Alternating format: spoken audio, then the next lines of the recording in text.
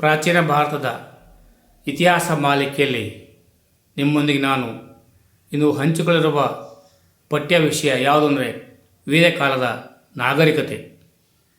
ಈ ನಾಗರಿಕತೆಯ ಕಾಲಾವಧಿ 1500ರಿಂದ 700 ಕ್ರಿಸ್ತಪೂರ್ವ.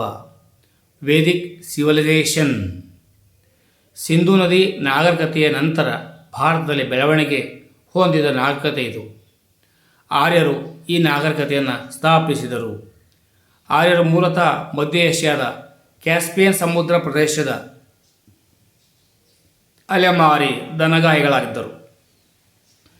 ಆರ್ಯರು 1700 ಕ್ರಿಸ್ತಪೂರ್ವದಲ್ಲಿ ವಾಯವ್ಯ ಮತ್ತು ಉತ್ತರ ಭಾರತದ ಮೇಲೆ ದಾಳಿ ಮಾಡಿದಾಗ ದ್ರಾವಿಡರು ಬಂದು ದಕ್ಷಿಣ ಭಾರತಕ್ಕೆ ನೆಲೆಸಿದರು. ದಯಾನಂದ ಸರಸ್ವತಿ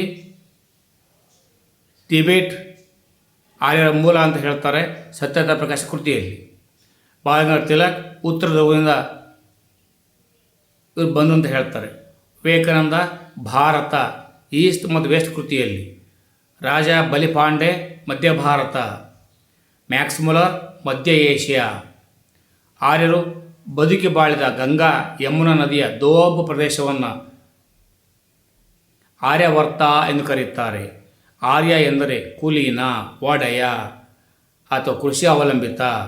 ಕಾಲ 1500ರಿಂದ 1000 ಕ್ರಿಸ್ತಪೂರ್ವ ಋಗ್ವೇದದ ಕಾಲ. ಉತ್ತರ ವೇದದ ಕಾಲ ಕ್ರಿಸ್ತಪೂರ್ವ 1000ದಿಂದ 700. ಇದರ ಅವನತಿ ಕ್ರಿಸ್ತಪೂರ್ವ 1700.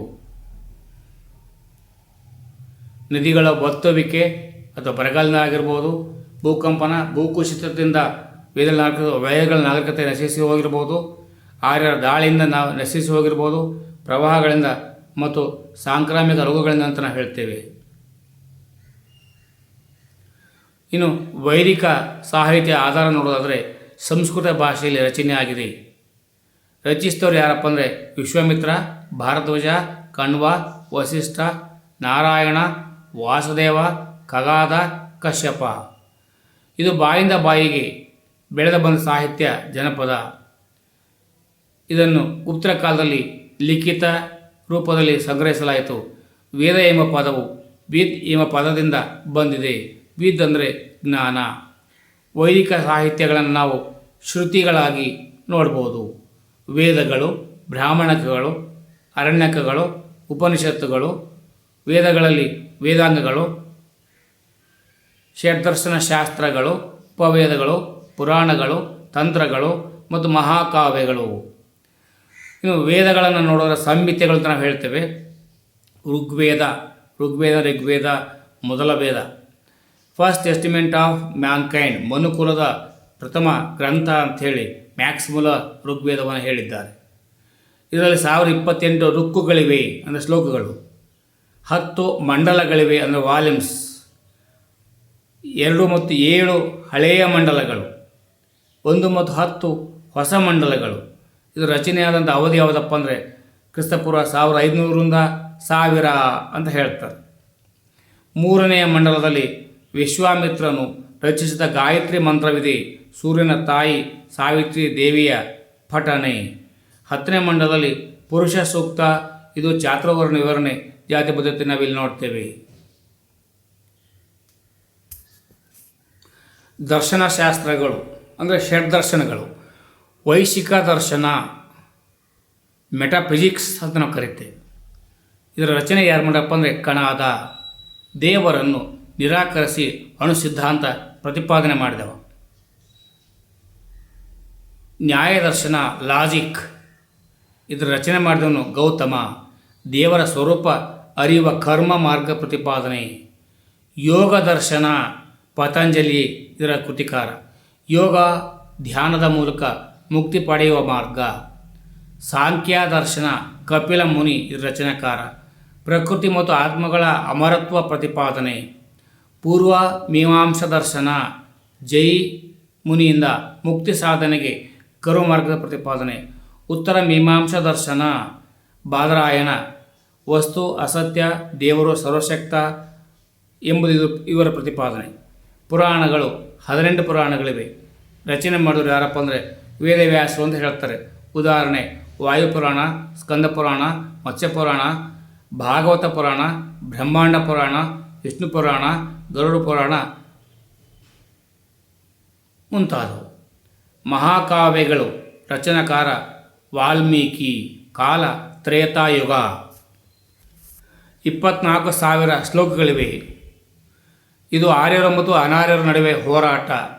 ಲಕ್ಷ್ಮಣ ಹೆಂಡತಿ ಊರ್ಮಿಳ. ಮಹಾಭಾರತ ವ್ಯಾಸ ಮಹರ್ಷಿಯಿಂದ ರಚನೆಯಾಯಿತು. ಕಾಲ ದ್ವಾಪರ ಯುಗ. ಇದರಲ್ಲಿ 1,00,000 ಶ್ಲೋಕಗಳಿವೆ. 18 ವರ್ಷಗಳಿವೆ.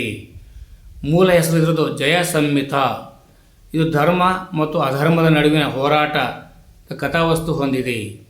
ಪಾಂಡವರು 5 ಜನ: ಯುಧಿಷ್ಠಿರ, ಭೀಮ, ಅರ್ಜುನ, ನಕುಲ, ಸಹದೇವ. ಇವರ ರಾಜಧಾನಿ ಇಂದ್ರಪ್ರಸ್ಥ. ಮಧ್ಯಮ ಪಾಂಡವ ಅಂದರೆ ಅರ್ಜುನ.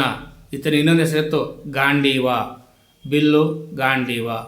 ಕುರುಕ್ಷೇತ್ರ ಯುದ್ಧದಲ್ಲಿ ಅರ್ಜುನನ ಸಾರಥಿ ಕೃಷ್ಣನಾಗಿದ್ದ. ಹಸ್ತಿನಾಪುರ ಸಿಂಹಾಸನಕ್ಕಾಗಿ ಕೌರವರು ಮತ್ತು ಪಾಂಡವರ ಮಧ್ಯೆ ಕಲಹ ನಡೆಯಿತು. ಕುರುಕ್ಷೇತ್ರ ಯುದ್ಧ 18 ದಿನಗಳ ಕಾಲ ನಡೆಯಿತು. ಕುರುಕ್ಷೇತ್ರ ಯುದ್ಧ ಭೂಮಿ ಹರಿಯಾಣದಲ್ಲಿದೆ. 100 ಜನ ಕೌರವರಿಗೆ ಇದ್ದ ಒಬ್ಬಳ ಸಹೋದರಿ ಹೆಸರು ದುಶ್ಶಲ.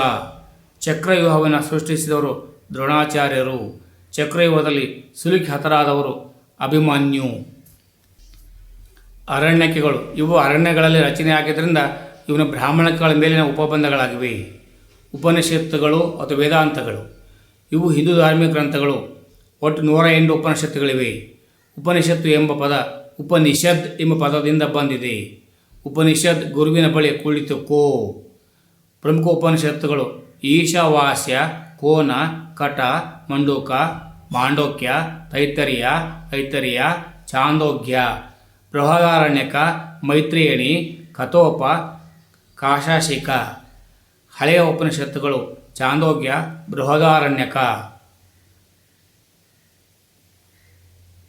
ಧನ್ಯವಾದಗಳು. ವೇದಕಾಲದ ನಾಗರಿಕತೆ ಉಳಿದ ವಿಷಯವನ್ನು ಮುಂದಿನ ಸಂಚಿಕೆಯಲ್ಲಿ ತರಲಿದ್ದೇನೆ. ಶುಭವಾಗಲಿ. ಸರ್ವೇ ಜನೋ ಸುಖಿನೋ ಭವಂತು. ಜೈ ಹಿಂದ್, ಜೈ ಕರ್ನಾಟಕ, ಜೈ ಭಾರತ್ ಮಾತೆ.